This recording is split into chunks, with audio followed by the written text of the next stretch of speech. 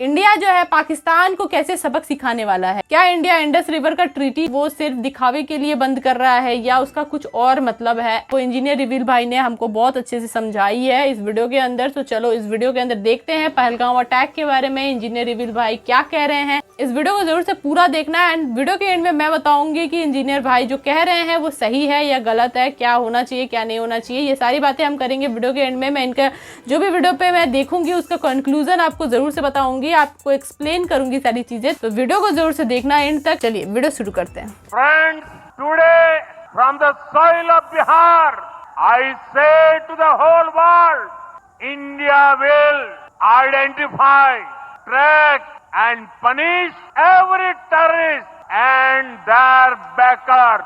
He will pursue them to the ends of the earth. India's spirit will never be broken by terrorism. Terrorism will not go unpunished. Every effort will be made to ensure that justice is done. The entire nation is firm in this resolve.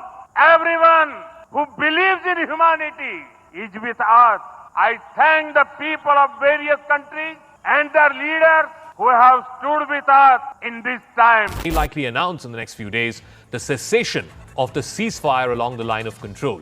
New Delhi is seriously considering stopping the ceasefire because Pakistan is not able to oblige its commitments along the line of control as well as the international border. Remember, the ceasefire was something that was agreed to in 2021 when General Bajwa was the Chief of Army Staff in Pakistan, and here in India had agreed to maintain that ceasefire. So it is held for the better part of the last 4 years. But given what has happened in Pahalgam and given what India's likely response is going to be, India could very soon announce that it is ending the ceasefire along the line of control. गुज़श्ता दिनों जम्मू कश्मीर के इलाका पहलगाम में जो हमला हुआ है और 27 जानों का ज़िया हुआ है, हम इसकी पुरजोर मजम्मत करते हैं।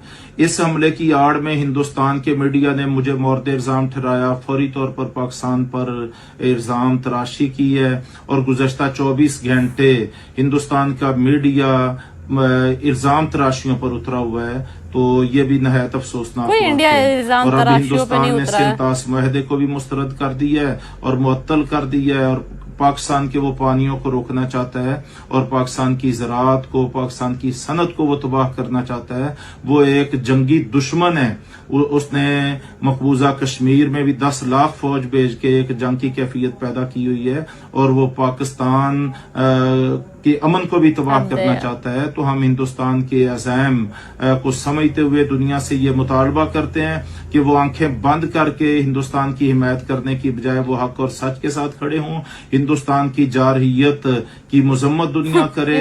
और ये जो कश्मीर के इलाका पहलगाम में हिंदुस्तान ने खुद साख्ता ड्रामा रचाया है, हम इसको मुस्तरद करते हैं। ये उसकी सोची समझी साजिश है और इसका हक़ाइक़ के साथ हरगज कोई ताल्लुक नहीं। जो बॉर्डर है इंडिया और पाकिस्तान का, वहाँ पे जो गतिविधियां है वो बढ़ गई हैं। पाकिस्तान अपने जो फाइटर प्लेन्स वगैरह है उनको रिलोकेट कर रहा है भाई, हर जगह पे तैनात कर रहा है कि कभी भी इंडिया की तरफ से अटैक हो सकता है। पाकिस्तान ने पूरी प्लानिंग कर ली है। और एक और पॉइंट के ऊपर हम लोग बात करेंगे कि जितनी हाइप बनाई जा रही है वाटर स्ट्राइक के नाम पे, इसका काला चिट्ठा मैं आपके सामने रखता हूं। सबसे पहले बात करते हैं ये जो वाटर स्ट्राइक के नाम पे बहुत ज्यादा हाइप बनाई जा रही है ना, कि बहुत बड़ा मास्टर स्ट्रोक है। जो आगे मैं आपको बताने वाला हूं उसको समझने से पहले आपको ये समझना पड़ेगा कि आखिर ये इंडस वाटर ट्रीटी है क्या। ये जो इंडस वाटर ट्रीटी है वो इंडिया और पाकिस्तान के बीच में एक ट्रीटी साइन हुआ था और उसमें पे हमारे देश के सबसे महान नेता प्राइम मिनिस्टर थे जवाहरलाल नेहरू। तो होता यह है कि जब हमारे देश का विभाजन हुआ था तो उस समय पे जो पानी का बंटवारा था ना वो इमीडिएटली जैसे तैसे जो जिस कंडीशन में था उसी कंडीशन में हो गया था। मतलब 1947 में रिवर की जो कंडीशन थी, पानी जहां से जैसे बह रहा था उसको वैसे ही छोड़ दिया गया था, जमीन का बस बंटवारा हो गया था। अब हुआ ये कि धीरे धीरे भाई पाकिस्तान ने इंडिया के ऊपर अटैक करना शुरू किया। तो होता ये कि हमारा जो पंजाब वाला एरिया है वहां पे जो इंजीनियर्स वगैरह थे तो उन्होंने क्या किया कि ये जो पानी था ना इसके ऊपर रोक लगा दिया ताकि पाकिस्तान तक पानी ना जाए। और उनका ये तर्क था कि भाई अगर हम लोग पाकिस्तान को ऐसे ही पानी देते रहेंगे तो फ्यूचर में जाके ये लोग कहेंगे कि इसके ऊपर हमारा हक है, ये हमारा राइट है, ये पानी हमें मिलना ही चाहिए, जिसके कारण कि पाकिस्तान को बहुत ज्यादा लॉसेस सहने पड़े थे। फिर इसके बाद जो पाकिस्तान है वो चिल्लाने लगता है कि भाई हमारी पानी को बंद किया जा रहा है। तो जो नेहरू है ना, जो हमारे देश के सबसे महान नेता है, वो सामने आते हैं और वो कहते हैं, इंजीनियर्स को ही फटकार लगाते हैं कि तुमने पानी बंद क्यों किया। पाकिस्तान को जब पानी जा रहा था तो तुमने पानी भाई, बंद वो क्यों कर युद्ध दिया? कर रहा किससे तो पूछ के क्या? तुमने पानी बंद किया? जो पानी तुमने बंद किया है ना उसको चालू करो। अब इसके बाद 1948 में दिल्ली एग्रीमेंट होता है। जो हमारे देश के महान नेता है जवाहरलाल नेहरू, तो वो एक एग्रीमेंट साइन करते हैं कि भाई पाकिस्तान को पानी हम देंगे, लेकिन उसके लिए क्या है ना कि पाकिस्तान को ट्रांसपोर्ट के चार्जेस देने होंगे। और इस एग्रीमेंट में यह भी लिखा हुआ था कि ये जो पानी हम दे रहे हैं पाकिस्तान को, उसको धीरे धीरे हम लोग ग्रेजुअली कम करते जाएंगे ताकि अचानक से पाकिस्तान के ऊपर बर्डन ना आए। अब 2 साल के बाद जिस बात का डर था वही होता है। हमारे इंजीनियर्स ने पहले ही कहा था कि अगर हम ऐसे ही पाकिस्तान को पानी देते रहेंगे तो वो एक दिन आकर कहेंगे कि ये हमारा हक है, हमें हमेशा के लिए ये पानी चाहिए और मिलता ही रहना चाहिए। तो 1950 में ये जो पाकिस्तान है ये इंटरनेशनल हेल्प की मांग करता है। पाकिस्तान कहता है कि ये जो 1948 में यानी कि 2 साल पहले हमारे साथ जो दिल्ली एग्रीमेंट साइन किया गया था वो एक फोर्स्ड एग्रीमेंट था, वो हम लोगों के साथ जबरदस्ती साइन करवाया गया था। अब पाकिस्तान वाले तो बेवकूफ थे, हमारे जो नेहरू जी है वो तो बहुत ज्यादा बुद्धिमान व्यक्ति थे। पाकिस्तान वालों को पता था कि आगे जाकर प्रॉब्लम्स आ सकती हैं, इसलिए पाकिस्तान वालों ने पहले ही कैनाल बिल्ड करने शुरू कर दिए कि इससे पहले कि इंडिया पानी को कंट्रोल करे उससे पहले ही पानी हम लोग अपने देश में ले आए। और पैरेलल में पाकिस्तान इंटरनेशनल हेल्प की गुहार तो लगा ही रहा था। अब जैसा कि मैंने आपको बताया हमारे देश के सबसे महान नेता नेहरू जी तो भाई बहुत ज्यादा ही महान थे। तो उन्होंने क्या किया कि जो इंटरनेशनल हेल्प पाकिस्तान मांग रहा था तो इंटरनेशनल हेल्प को यानी कि थर्ड पार्टी को, जो डील इंडिया और पाकिस्तान के बीच में हो रहा था उसमें नेहरू ने थर्ड पार्टी को इंक्लूड कर लिया, यूनाइटेड नेशंस को इंक्लूड कर लिया, वर्ल्ड बैंक को इंक्लूड कर दिया। अब थर्ड पार्टी इन्वॉल्व हुई है तो ऑब्वियस सी बात है ये जो थर्ड पार्टी इन्वॉल्व होगी वो अपना फायदा देखेगी। अब इनको अपना फायदा देखना था कि जो सोवियत यूनियन उस समय पे जो रशिया थी, तो वर्ल्ड बैंक और यूनाइटेड नेशन को रशिया को इस एरिया से उनको दूर रखना था। दूर रखने के लिए उन्होंने क्या किया कि पाकिस्तान की हेल्प करनी शुरू कर दी। उस समय पे हमारे देश के प्रेसिडेंट थे डॉक्टर राजेंद्र प्रसाद, वो भी चाहते थे कि ये जो वर्ल्ड बैंक इंटरफेयर कर रहा है ना वो इंटरफेयर ना करे, क्योंकि उसके ऊपर यूएसए का कंट्रोल है। और इंडिया के लीडर्स तो पहले चाहते थे कि थर्ड पार्टी इन्वॉल्व ही ना हो, और अब जबकि हो चुकी है तो ये जो नेगोशिएशन हो इंडिया और पाकिस्तान के बीच में ये इक्वल हो, इक्वल पानी मिलना चाहिए। बट नहीं, नेहरू जी तो भाई बहुत महान नेता थे, वो बहुत चालाक थे, वो दूरदर्शी थे, उनको सब कुछ पहले से पता था। उन्होंने क्या किया कि बड़ा दिल दिखाते हुए पाकिस्तान को 80% पानी देने के लिए राजी हो गए। और इस डिसीजन के ऊपर ठप्पा लगवाने में नेहरू जी के जो भतीजे थे बीके नेहरू जी, जो कि वर्ल्ड बैंक के एक ऑफिसर थे, तो उन्होंने कहा कि भाई नेहरू जी आप इसके ऊपर ठप्पा लगा दो, क्योंकि ये जो वर्ल्ड बैंक से हम लोग पैसे लेते हैं ना तो उसको हमेशा पे करने की जरूरत नहीं होती है, और ये आगे चल के हमें जो भाखरा नंगल डैम बनाना है ना उसमें फायदा मिलेगा। नेहरू जी ने बड़ा दिल दिखाते हुए 80% पानी पाकिस्तान को दे दिया। अब जब ये इंडस वाटर ट्रीटी साइन किया जा रहा था तो इसमें देखिए कि कितने सारे ब्लंडर्स हुए। पहले तो इक्वल नेगोशिएशन नहीं हुआ, इक्वल पानी नहीं दिया गया, 80% पानी पाकिस्तान को दिया गया। इसके साथ साथ ये जो ट्रीटी थी इसमें ऐसा था कि भाई कोई एग्जिट पॉइंट ही नहीं था, मतलब इंडिया अगर चाहेगा भी ना कि किसी भी कंडीशन में हम इस ट्रीटी को कैंसिल कर दे तो वो कर ही नहीं सकता है। ऐसा कोई भी एग्जिट पॉइंट बनाया ही नहीं गया है। जब तक दोनों पार्टीज एग्री नहीं करेंगे तब तक ये जो ट्रीटी है वो कैंसिल हो ही नहीं सकती, क्योंकि नेहरू जी तो बहुत ज्यादा चालाक थे, वो बहुत दूरदर्शी थे, उनको आगे का सब कुछ पता था, और पाकिस्तान वाले तो भाई बेवकूफ थे। अब जब ये ट्रीटी साइन हो रही थी तो क्योंकि ये जो नदी है वो कश्मीर से होकर बहता है तो भाई कश्मीर के लोगों को भी पानी चाहिए, तो नेहरू जी ने कश्मीर का सोचा ही नहीं कि कश्मीर के लोगों को पानी की क्या जरूरत होगी। और हमारे देश के जो प्रोमिनेंट लीडर्स थे ना वो भी चाहते थे कि भाई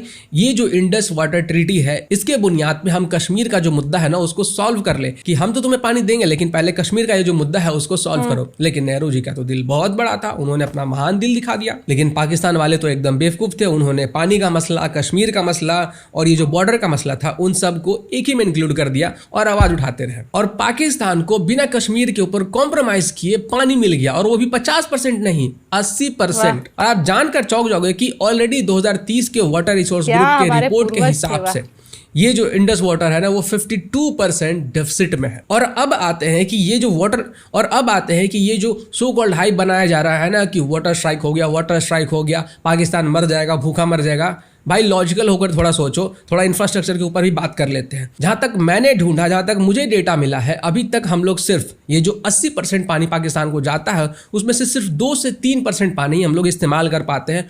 उसको इस्तेमाल करने के लिए हमारे पास इंफ्रास्ट्रक्चर है, मतलब कि जो पानी पाकिस्तान की तरफ जा रहा है उसको डाइवर्ट करके हम लोग अपने कंट्री में लाएं, उसके लिए जो इंफ्रास्ट्रक्चर हमारे पास मौजूद है ना वो सिर्फ 2 से 3% पानी ही इस्तेमाल कर पा रहा है। और अगर हम लोग मानकर चलते हैं कि हम लोग बहुत तेजी में इंफ्रास्ट्रक्चर बनाते हैं तो भी हम लोगों को अच्छा खासा समय लग जाएगा, और तब भी जाकर हम लोग 9 से 10% पानी इस्तेमाल कर सकेंगे। मानकर चलते हैं कि आज इंडिया वाटर स्ट्राइक कर देता है तो ये जो पानी आप रोक रहे हो पाकिस्तान की तरफ जाने से पहले, उसको आप डाइवर्ट कहाँ करोगे? हवा में तो नहीं उड़ा दोगे, कहीं ना कहीं तो उसको ले ही जाना होगा। सारे पानी को इस्तेमाल करने के लिए हमारे पास इंफ्रास्ट्रक्चर मौजूद नहीं है। अब इसके कारण क्या होगा कि आपके जो नेबर्स है ना, आपके साथ ट्रीटी करने में हिचकेंगे। जैसे कहीं पाकिस्तान के साथ आपने ट्रीटी को कैंसिल कर दिया, कहीं आप हमारे साथ ना कर दो। जैसे कि चाइना से पानी होता हुआ इंडिया में आता है, वो भी इंपैक्ट होगा, क्योंकि पाकिस्तान तो चाइना का रखैल है, वो तो जैसे बोलेगा वैसा वो सुनेगा। चाइना वाले पैसा देते हैं और पाकिस्तान वाले अपने बेटी बेगम को चाइना को देते हैं। तो अब आप मुझे खुद सोच कर बताओ कि ये जो सो कॉल्ड वाटर स्ट्राइक का हाइप बनाया जा रहा है, ये कैसे होगा सक्सेसफुल? आप कितना पानी कंट्रोल कर लोगे? तो ये जो झुंझुना थमाया जा रहा है ना वाटर स्ट्राइक के नाम पे,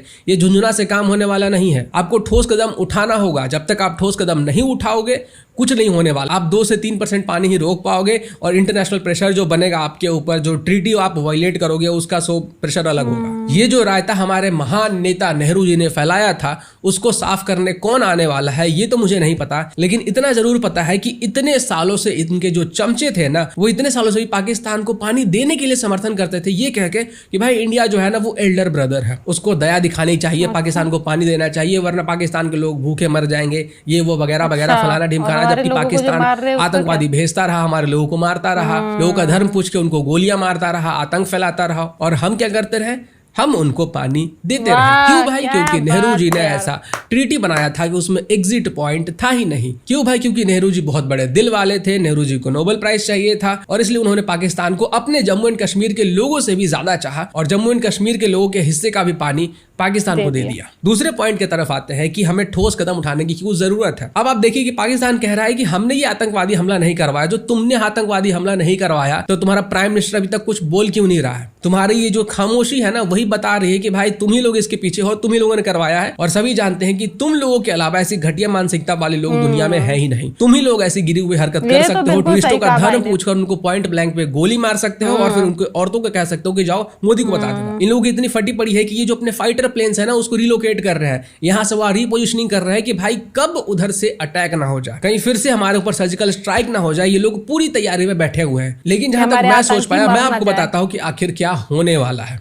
इंडिया ने ये जो इंडस वाटर ट्रीटी को कैंसिल करने के बाद फैलाया है ना, ये सिर्फ एक नैरेटिव है कि पाकिस्तान इसी तरफ सोचता रहा कि भाई इंडस वाटर ट्रीटी कैंसिल कर दिया, ये लोग कुछ करने वाले नहीं है, बट एक्चुअली में अंदर में कुछ और होगा। जैसे पिछली बार स्ट्राइक के लिए ये लोग तैनात कहीं और पे थे, स्ट्राइक कहीं और हुआ, उसी तरह से इस बार दुनिया की जो निगाहें हैं ना, वो होंगी वाटर ट्रीटी के ऊपर, लेकिन इंडिया कुछ और कर रहा होगा। क्या आपको लगता है कि अजीत डोभाल चुपचाप बैठने वाले लोगों में से? मुझे नहीं लगता। उन्होंने पहले ही कहा था कि नेक्स्ट 26/11 जैसा कुछ हुआ और पाकिस्तान बलूचिस्तान को लूज कर देगा, पाकिस्तान से बलूचिस्तान अलग हो जाएगा। मैं किसी पॉलिटिशियन की बातों को विश्वास नहीं करता हूं, लेकिन अजीत डोभाल सर का मैं बहुत रिस्पेक्ट करता हूं, और मुझे जहां तक पता है वो कुछ ना कुछ कड़ा एक्शन जरूर लेने वाले हैं, और ऐसा एक्शन लेंगे जो हम लोग एक्सपेक्ट नहीं कर सकते, वो हमारे समझ से पड़े हैं। और अभी जो हमारे इन्वेस्टिगेटिव एजेंसीज हैं, CBI हो गया, जो रॉ हो गया, उनको क्या करना चाहिए कि ये जो आतंकवादी थे ना, जिन्होंने हमारे भाइयों को धर्म पूछ के पॉइंट ब्लैंक पे शूट किया, उनके कोई ना कोई मैसेजेस वगैरह इंटरसेप्ट हुए ही होंगे। मैं 100% श्योरिटी से कह सकता हूं कि हमारे इंटेल के पास कोई ना कोई इंटरसेप्टेड मैसेज जरूर होगा, और इस इंटरसेप्टेड मैसेज को पब्लिक करना चाहिए, रेडिट पे डालना चाहिए, ट्विटर पे डालना चाहिए, जहां से कि जो इंडिपेंडेंट जर्नलिस्ट वगैरह है वो इसको उठाए और उसके बाद एक नैरेटिव बनाए दुनिया के सामने कि देखो पाकिस्तान इस चीज के पीछे इन्वॉल्व है। उसके बाद जब ये नैरेटिव बन जाता है ना कि पाकिस्तान इस चीज के पीछे इन्वॉल्व है, और इसको इंडियन मीडिया नहीं बल्कि इंडिपेंडेंट जर्नलिस्ट वगैरह बता रहा है, तब उसके बाद हमारे देश का जो काम होगा ना, वो काफी हद तक आसान हो जाएगा। जब लोग बात करना शुरू कर देंगे ना कि पाकिस्तान ने ऐसे लोगों को भेजा जिन्होंने इंडिया में आकर टूरिस्टों के ऊपर गोलियां चलाई है, फिर ये इजराइल वर्सेस पैलेस्टाइन वाली चीज हो जाएगी। जैसे इजराइल के अंदर म्यूजिकल फेस्टिवल में लोग गए थे और उन्होंने कत्लेआम मचा दिया था, जिसके बाद इजराइल के पास एक प्लस पॉइंट था कि भाई वो स्ट्राइक कर सके, वो आर्मी एक्शन ले सके। इसके साथ साथ अब दुनिया बहुत ज्यादा इवॉल्व हो चुकी है, अब नैरेटिव वॉरफेयर चलता है, तो ये तो नैरेटिव हमने बना दिया। इसके साथ साथ ट्रेड वॉरफेयर भी चलता है। अगर किसी देश को खत्म करना है तो जरूरी नहीं है कि आप उसको एटम बम से उड़ा दो। अगर आप उसके बिजनेस को खत्म कर देते हो, उसके ट्रेड को खत्म कर देते हो, तो भाई वो देश खुद ब खुद मर जाएगा। हमारे जो आर्म्ड फोर्सेस है, उनको ये जो टेररिस्ट है ना, इनके आउटफिट्स के ऊपर तो हमला करना ही होगा, इनको एग्जीक्यूट तो करना ही होगा। इसके साथ साथ हमारे गवर्नमेंट को पाकिस्तान के बिजनेस के ऊपर चोट करना चाहिए। इनके जो एक्सपोर्ट्स है, इनके जो इंपोर्ट्स है, उनके ऊपर चोट करना चाहिए। अराउंड 60% के आसपास पाकिस्तान टेक्सटाइल एक्सपोर्ट करता है। इंडिया क्या कर सकता है कि बांग्लादेश से भी टेक्सटाइल एक्सपोर्ट होता है, इंडिया से भी टेक्सटाइल एक्सपोर्ट होता है, तो ये जो पाकिस्तान के टेक्सटाइल्स है ना, उसको रिप्लेस कर दिया जाए इंडियन या फिर बांग्लादेश के एक्सपोर्ट से। और इससे भी ज्यादा अगर इंडिया पाकिस्तान के ट्रेड्स को बंद करने में या फिर ब्लॉक करने में कामयाब हो जाता है तो ये बहुत बड़ी जीत होगी, क्योंकि पाकिस्तान का जो टोटल रिजर्व है ना ऑयल का, वो अराउंड 20 दिन के आसपास का ही है। मतलब कि अगर इंडिया पाकिस्तान के ट्रेड को ब्लॉक कर देता है और 20 दिन के आसपास तक पाकिस्तान में तेल नहीं आता है, तो फिर पाकिस्तान के अंदर खुद से गृह युद्ध छिड़ जाएगा। जिस तरीके से श्रीलंका में हालात बने थे उससे भी बदतर हालात पाकिस्तान के हो जाएंगे और फिर बलूचिस्तान को अलग करना इंडिया के लिए बहुत आसान हो जाएगा। और जब तक बलूचिस्तान को अलग करने जैसा जख्म पाकिस्तान को नहीं मिलेगा, तब तक ये हरामी लोग सुधरने वाले नहीं हैं। इनको सिर्फ एक तरफ से बर्बाद नहीं करना है, इनको हर एक एंगल से बर्बाद करना है। क्योंकि वो कहावत है ना कि कुत्ते की दुम कभी सीधी नहीं होती है, वही हालत पाकिस्तान की है। और हो सकता है कि मैं किसी पॉइंट में गलत हूँ या फिर मेरा ओपिनियन गलत हो, तो आप उसे कमेंट करके करेक्ट जरूर करें। नमस्कार। बहुत ज़्यादा अच्छा बताया भाई ने। तरह से भाई ने एक्सप्लेन करा कि ये जो ट्रीटी है इसका क्या मतलब था एंड कैसे ये ट्रीटी स्टार्ट हुई थी, वो सारा एक्सप्लेनेशन मुझे बहुत ज़्यादा अच्छा लगा। हमारे महान नेता जवाहरलाल नेहरू के बारे में जो भाई ने कहा वो बिल्कुल सही कहा। सोचो वो लोग हमारे भाइयों को मार रहे थे, हमारे सेना को मार रहे थे एंड हम उनको पानी पिला रहे थे। ऐसा कहीं देखा है आपने किसी भी देश में, किसी भी जगह पे? भारत ही एक ऐसा देश है जहाँ पे कि दुश्मनों को भी पानी पिलाया जाता है। तो ऐसी जगह में हम पैदा हुए हैं। मतलब भाई मतलब खुद पे गर्व करें या खुद को सोचे कि भाई क्या है ये। तो उन्होंने बोला कि इनका जो मैसेज वगैरह जो है वो ज़रूर से इन्होंने किया होगा। भाई कॉल तो कम से कम किया ही होगा। मैं तो इतना श्योर हूँ कि ये जो आतंकी थे ना, इन लोगों ने किसी चीज़ से तो बात की होगी, या तो वॉकी टॉकी या तो मोबाइल फ़ोन या किसी भी चीज़ से इन्होंने कांटेक्ट तो किया ही होगा, मैसेज भेजा ही होगा, ईमेल किया होगा, कुछ तो किया होगा भाई कि भाई आज यहाँ हमला होना है, ये चीज़ करनी है, ऐसा होना है। ये चीज़ का पता जो है हमारे इंटेलिजेंस को लगाना चाहिए। एंड जो इंटेलिजेंस ने तो भाई अपना काम सही से किया होता तो भाई ये हमला ही नहीं हुआ होता। लेकिन इंटेलिजेंस का मैं अगर अभी भी काम मैं बोलूँ तो भाई वो कम से कम उन मैसेजेस एंड उन चीज़ों को पब्लिक करके कम से कम ये बता सके कि हाँ जो ये आतंकी आए थे ये कहाँ से आए थे एंड किनके लिंक है इनके साथ एंड किनसे इन्होंने बात किया था, वहाँ पे आने से पहले किससे बात हुई थी। ये सारी चीज़ें हमको पता चलनी चाहिए।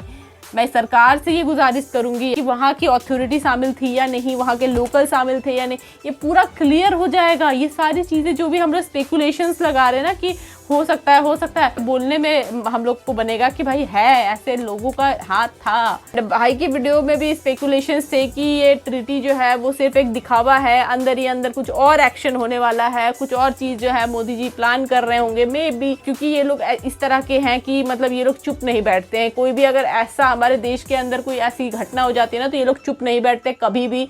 मैंने एक चीज़ इस चीज़ में नोटिस कर ली है भाई, इस पूरी घटना में मैंने एक चीज़ नोटिस कर ली है भाई कि पाकिस्तान बिल्कुल नहीं चाहता है कि हमारे देश में जो अभी की जो गवर्नमेंट है ना वो रहे, बिल्कुल नहीं चाहता है। एंड बांग्लादेश भी बिल्कुल नहीं चाहता है कि अभी जो मोदी जी बैठे हैं ना वो रहे, मतलब हमारे देश के अंदर रहे, वो ऐसा बिल्कुल नहीं चाहता है। ये लोग इनसे इतनी ज़्यादा नफरत करते हैं। तो क्या ये लोग इंडिया का भला चाहते हैं इसलिए हम इनसे नफरत करते हैं? क्योंकि बाकी जो पार्टीज़ हैं हमारे इंडिया के अंदर वो तो यही कहती है कि भाई हम आ जाएंगे सत्ता में तो हमें ये कर देंगे, हम वो कर देंगे। लेकिन 70 साल से सत्ता में थे लेकिन कुछ किया नहीं उन्होंने। जो भी है वो तो खैर बात की बात है। लेकिन जो मोदी जी हैं ये इनको हटाने के लिए भाई इंडिया के अंदर भी लोग मतलब परेशान है कि भाई इनको हटा दो तो भाई इंडिया का भला हो जाएगा। एंड पाकिस्तान के लोग भी परेशान है भाई कि इनको हटा दो तो हमारा पाकिस्तान का भी भला हो जाएगा। प्यारे पड़ोसी है पाकिस्तान और बांग्लादेश जो कि हमें हर चीज़ में हमारे को नुकसान पहुंचा रहे हैं। वो लोग सही है कि मतलब अगर मोदी जी हट गए तो भाई ये लोग हमारा क्या हाल करेंगे भाई, ये तो सोच भी नहीं सकते हो। मतलब ऐसा वाला कंडीशन है, सोच नहीं सकते हो कि भाई आज हमारे को कितना ज़्यादा सही आदमी मिल गया है भाई इस देश को चलाने के लिए। मतलब वरना क्या हाल होता हमारा, मैं समझ नहीं पा रही हूँ। कैसे ये नेहरू जी का क्या सीन था भाई, क्या था, ये शॉक हो गई भाई ये सब सुन के कि इतना बड़ा दिल था कि ये दे दिया वो दे दिया। इतनी सारी गलतियाँ हुई थी, इतनी सारी चीज़ें हुई थी कि भाई मतलब उसको सही किया ही नहीं जा सकता अब। आज के डेट में लोग इस चीज़ का मांग कर रहे हैं कि नेवल ब्लॉकेज किया जाए, पाकिस्तान के ट्रेड को रोका जाए। पाकिस्तान जो ट्रेड कर रहा है, जो ऑयल खरीद रहा है, पेट्रोलियम खरीद रहा है, जो भी चीज़ें खरीद रहा है, उसका जो वो ट्रेड करता है वो समुद्र के रास्ते से ही होता है। तो वो उस नेवल ब्लॉकेज अगर हो जाएगा तो वो ट्रेड नहीं कर पाएगा एंड ट्रेड खत्म हो जाएगा तो पाकिस्तान ऐसे भी बहुत ज़्यादा भुगतने वाला है। एंड बाकी पाकिस्तान की तो गलती है, लेकिन बहुत सारे लोग ना अपने वीडियोस में जो लोकल है ना एंड जो अथॉरिटी है जम्मू एंड कश्मीर की, उसको मिस आउट कर रहे हैं, मुझे ऐसा लग रहा है। क्योंकि देखो, दुश्मन सिर्फ देश के बाहर नहीं है, देश के अंदर भी है। कहावत नहीं है कि घर का भेदी लंका ढाए, तो जब तक घर का कोई आदमी उससे मिल ना जाए तब तक तो भाई गेट तो खोलेगा नहीं कोई। घर का अगर गेट कोई अंदर से अगर कोई गेट नहीं खोल रहा है तो वो कैसे आतंकी अंदर आएंगे।